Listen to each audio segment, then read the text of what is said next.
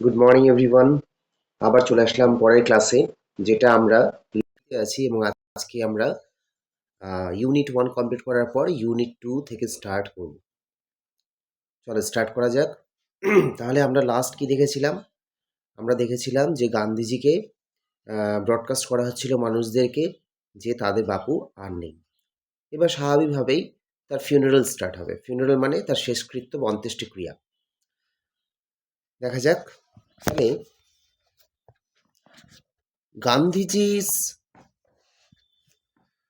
Gandhiji's funeral was to take place the day after his death. Gandhiji's funeral মানে কি বলবো? শেষকৃত্য, শেষকৃত্য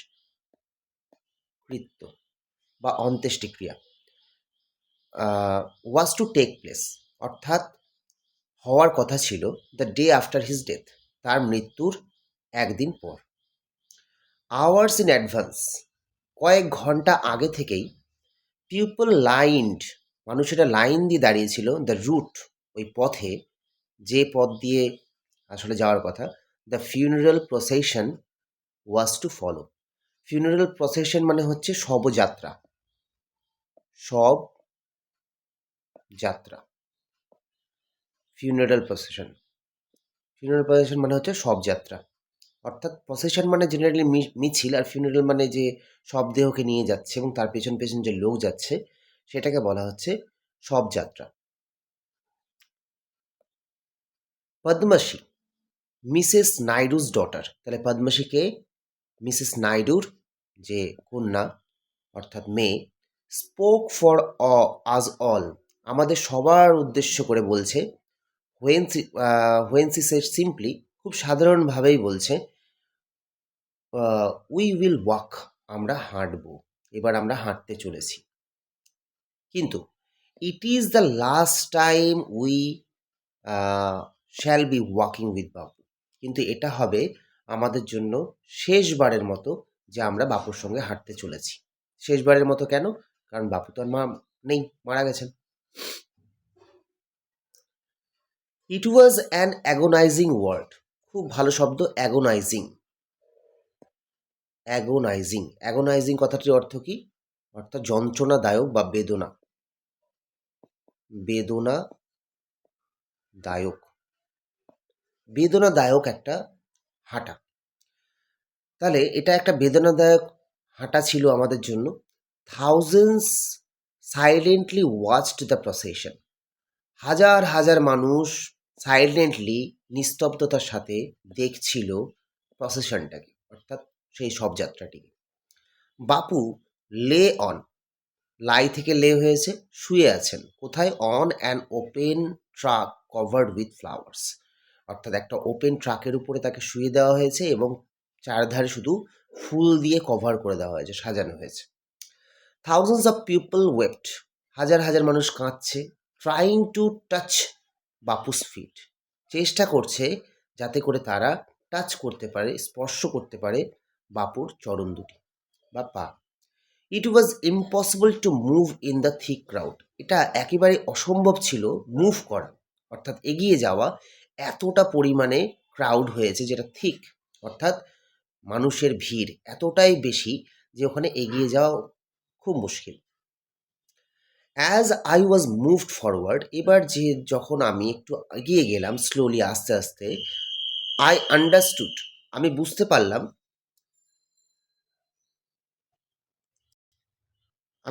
পারলাম, I was not merely in the midst of grieving people, অর্থাৎ আমি বুঝতে পারলাম যে আমি ছিলাম না শুধুমাত্র ইন দ্য মিডস্ট মানে ইন দ্য মিডল অফ, মাঝখানে, কিসের মধ্যে? শুধুমাত্র দুঃখী মানুষের মধ্যে। গ্রিভিং মানে আমি বলতে পারি দুঃখী, দুঃখী মানুষের মধ্যেই শুধুমাত্র ছিলাম না। This was even more than the funeral procession of India's beloved leader, এটা ছিল এমনকি অনেক বেশি, যে যেটা অন্যান্য যে ইন্ডিয়াস বিলাভেড লিডাররা রয়েছে বা ইন্ডিয়ার প্রিয় যে নেতা, তার যে শুধুমাত্র শবযাত্রা, তার জন্য যে মানুষ ভিড় করেছে তা নয়, এটা তার থেকে অনেক বেশি মাত্রায় ছিল। অনেক বেশি কিছু এটা মাইনে রাখছিল। I was among people for hmm walking with Bapu had a special meaning. আমি ছিলাম সেই সমস্ত মানুষের মধ্যে যাদের কাছে ওয়াকিং উইথ বাপু অর্থাৎ বাপুর সঙ্গে হাঁটা ছিল একটা আলাদা বৈশিষ্ট্য, একটা আলাদা মানে। উই হ্যাড ওয়াকড উইথ বাপু, আমরা এর আগেও হেঁটেছিলাম বাপুর সঙ্গে over the rough and smooth of India's recent history. এর আগেও হেঁটেছিলাম বাপুর সঙ্গে ওভার দ্য রাফ মানে অর্থাৎ বিপদসংকুল রাস্তায় বা কোনো স্মুথ রাস্তায় যেখানে কোনো এবড়ো খেবড়ো কোনো কিছু ছিল না, এই রকম অনেক পথ আমরা এর আগেও হেঁটেছি বাপুর সাথে এই ভারতবর্ষের এই রিসেন্ট হিস্ট্রিতে, অর্থাৎ কিছুদিনের আগেরই ইতিহাসে সেটা আমরা দেখতে পাই। We could we could not now accept the fact, এখন আমরা এই ফ্যাক্টটাকে, এই ঘটনাটিকে অ্যাকসেপ্টই করতে পারছি না, that the man who had led us, যে মানুষটা, যে যিনি কিনা আমাদেরকে নেতৃত্ব দিয়েছিলেন ওভার মেনি ডিফিকাল্ট পাথস, বিভিন্ন যে বিপদসংকুল পথে বা বিভিন্ন সমস্যার পথে বা বাধার পথগুলোতে আমাদেরকে যিনি নেতৃত্ব দিয়েছিলেন, was never going to walk with us again, আর কোনোদিনও আমাদের সাথে হাঁটবেন না। সরি। বাপুর স্লাইট ফিগার, বাপুর যে ছিমছাম চেহারা, হ্যাড ওয়াকড হেঁটেছিল, তার সাথে কি ছিল, স্টাফ ইন হ্যান্ড, হাতে ছিল একটা লাঠি, আমরা সবাই জানি, over a large part of India, ভারতবর্ষের একটা বিশাল অংশ জুড়ে বাপু এই হাঁটা পথে এগিয়েছিলেন হাতে একটা লাঠি নিয়ে, এটা আমরা সবাই দেখেছি। Two walk is to make slow progress, কারণ হাঁটা ছিল, হাঁটাটা ছিল হাঁটাটার মানে ছিল ধীর গতিতে অগ্রগতি প্রাপ্ত করা।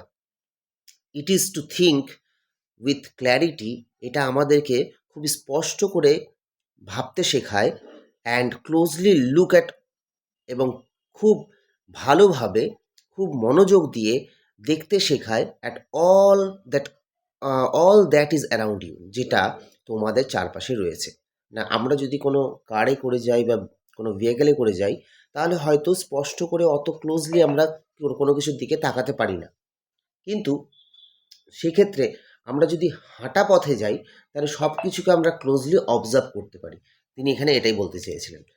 ফ্রম, কীরকম সব কিছু, ফ্রম স্মল ইনসেক্ট, ছোট ছোট কীট পতঙ্গ থেকে শুরু করে, to the Horizon in the distance, দূর দিগন্তে যে দিগন্ত রেখা রয়েছে, হরাইজন মানে দিগন্ত রেখা, অর্থাৎ কাছের ছোট ছোট কীট পতঙ্গ থেকে শুরু করে দূরের দিগন্ত রেখা পর্যন্ত সবই আমরা খুব মনোযোগ দিয়ে এবং খুব ভালোভাবে অবজার্ভ বা লক্ষ্য করতে পারি। মোর ওভার, এছাড়াও, two walk was often the only way open to the average Indian, হাঁটাটা অর্থাৎ হাঁটাটা ছিল এমনকি কি একটাই মাত্র পথ বলা যেতে পারে যেটা খোলা ছিল কাদের কাছে, অ্যাভারেজ ইন্ডিয়ানদের কাছে, সাধারণ মানুষের কাছে। কেন?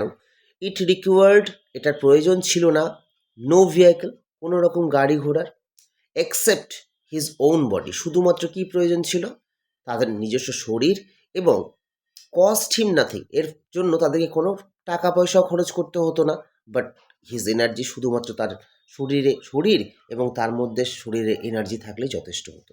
সুতরাং মানুষেরা কোনো অসুবিধা হতো না তাকে যোগদান করতে। গান্ধীজি টুক দিস নেসেসিটি, এবং গান্ধীজি এই প্রয়োজনীয়তাটাকেই তিনি নিয়েছিলেন। As he took much that was common place, এবং যেহেতু তিনি এটা সাধারণ মানুষের জন্য বা সাধারণ অর্থে এটাকে গ্রহণ করেছিলেন এবং ট্রান্সফর্ম করে দিয়েছিলেন, পরিবর্তন ঘটিয়েছিলেন এটাকে ইনটু এ জয়ফুল এফোর্ট, একটা আনন্দময় একটা প্রচেষ্টায়। বোঝা গেল? তাহলে এতদূর পর্যন্ত আমাদের হয়ে গেল। এখানে কিছু ওয়ার্ডস আছে। স্টাফ মানে যেটা বললাম, হাঁটার জন্য যে লাঠি আমরা হাতে নিই। ক্ল্যারিটি মানে স্পষ্টতার সঙ্গে, আর কমন প্লেস মানে সাধারণ। আচ্ছা, চুজ দ্য কারেক্ট অল্টারনেট। কি বলছে? Gandhiji's funeral was to take place, কখন হওয়ার কথা ছিল? One day after his death, একদিন পর পদ্মশ্রী ওয়াজ মিসেস নাইডুজ, আমরা দেখলাম পদ্মশ্রী কে ছিল? মিসেস নাইডুর ডটার। ওয়াইল ওয়াকিং, যখন হাঁটা হতো, Bapu use to carry in his hand, তিনি হাতে কি নিয়ে থাকতেন? অবশ্যই একটা লাঠি, স্টাফ। আচ্ছা, complete the following sentence with information from the text. Thousands of people wept, হাজার হাজার মানুষ কাঁদছিল। ট্রাইং, কি চেষ্টা করছিল? চলে যাই আমরা ওখানটাতে, ওর বাপুর ফিটটা টাচ করতে চেয়েছিল। তাহলে এখানে নেই, এর পরেরটাতে আছে থাউজেন্ডস, আমি এটাকে হাইলাইট করি, thousands of people wept trying. এরপর অ্যান্সারটা কি হবে? এরপরে অ্যান্সারটা হয়ে যাবে টু টাচ বাপুস ফিট। হয়ে গেল। পরেরটা চলে আসি, the author was among the, এটা আমাদের হয়ে গেল, the author was among people for hmm walking. তাহলে অথারটা ছিল ওই সব মানুষের মধ্যে যার কাছে হাঁটাটা, তাই না? তাহলে দ্য অথার মানে I was among people for hmm walking, এতদূর দেওয়া আছে। তাহলে অ্যান্সারটা কি হবে? With Bapu had a special meeting. এটা উত্তর হয়ে গেল। পরেরটা দেখি, to walk is to, to walk is to ওয়ার্ডটা কোথায় আছে? টু ওয়াক ইজ টু, তাহলে এটা অ্যান্সার কি হয়ে যাবে? Make slow progress. Two walk is to make slow progress. আচ্ছা, এবার আমরা স্টেটমেন্ট আর রিজন দেখব।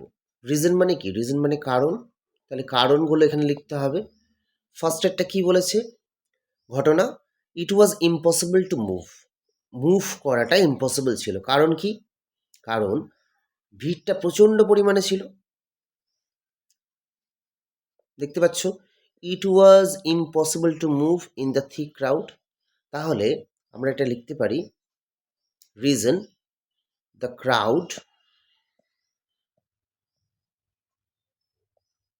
ওয়াজ সো or very thick. 2 নম্বর, Padmasee declared that they would walk with Gandhiji in the funeral procession. Padmashri declare করলো যে তারা হাঁটবে গান্ধীজির সঙ্গে ইন দ্য ফিউনারাল প্রসেশন, শবযাত্রাতে। কারণ কি ছিল?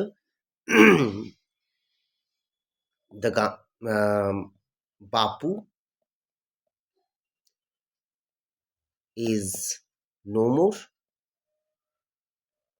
এটা ইজ না করে আমরা এটা ওয়াজ করবো, কারণ আমার কোয়েশ্চেনটাও পাস্টে আছে।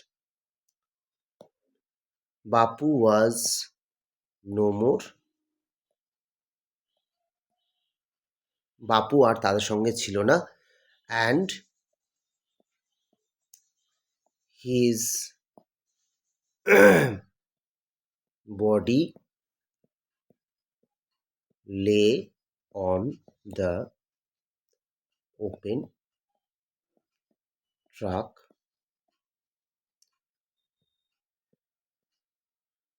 covered with flowers. এটা লিখলেই হবে। আচ্ছা, তাহলে বাপু আর ছিল না, বাপু আর নেই, এবং তার বডিটাকে শুয়ে রাখা হয়েছিল ট্রাকের উপরে, যেটা ফুল দিয়ে সাজানো ছিল। 3 নম্বর, to walk was often the only way open to the average Indian. অর্থাৎ হাঁটাটা ছিল একমাত্র খোলা পথ সাধারণ মানুষের জন্য। কারণ কি? কারণ ওই যে এর জন্য কোনো রকম টাকা পয়সা লাগে না, কোনো গাড়ি ঘোড়ার প্রয়োজন পড়ে না। তাহলে আমরা লিখতে পারি, এই লাইনটা লিখলেই হবে, it required no vehicle except his own body and cost him nothing but his energy. এইটুকু লাইন লিখে দিলেই হয়ে যাবে। আচ্ছা, তাহলে আমাদের এতদূর পর্যন্ত হয়ে গেল। এবার নেক্সট ভিডিওতে আমরা ইউনিট 3 এবং এই চ্যাপ্টারটা আমরা শেষ করতে চলেছি। আশা করি তোমাদের ক্লাসটা ভালো লাগছে। অবশ্যই তোমরা তোমাদের বন্ধুদের সাথে শেয়ার করো এবং আমার এই ক্লাসগুলো সবার কাছে পৌঁছে দেওয়ার চেষ্টা করো, যাতে করে শুধুমাত্র তুমি কেন, সবাই উপকৃত হয় এবং আমার চ্যানেলটাও ধীরে ধীরে যাতে গ্রো করতে পারে। লাইক করো, শেয়ার করো এবং অবশ্যই যদি কোনো কিছু জানার থাকে তাহলে আমাকে কমেন্ট করতে পারো। Thank you.